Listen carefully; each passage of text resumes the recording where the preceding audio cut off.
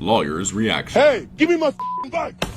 Give me my bike! Now! Take it out the back now! Cops are on their way! Get out the car! Get out! I didn't help Get out! I don't give a Clearly, this ATV/bike owner was fed up with his property being violated. But you see, the moment that he broke that window, he went into a different territory. But there is a defense that he could raise, both in criminal court as well as in civil court. And that is known as defense of property. And that, ladies and gentlemen, is going to be decided by a jury. So in this video, you guys are the jury, because honestly, I could argue both ways. One argument is that this force was not reasonable, that he had already called the police and he should have just kept an eye on his property and waited for the police to come. But on the flip side, it could be argued that the thief could have drove away at any second, which would make the harm to his property immediate. It's gonna be real tough to find a jury that'll side for a thief, but ladies and gentlemen, it definitely happens. So vote in the poll, and I can't wait to see what you, the jury, decide. If you think you have a case, be sure to visit IthinkIHaveACase.com.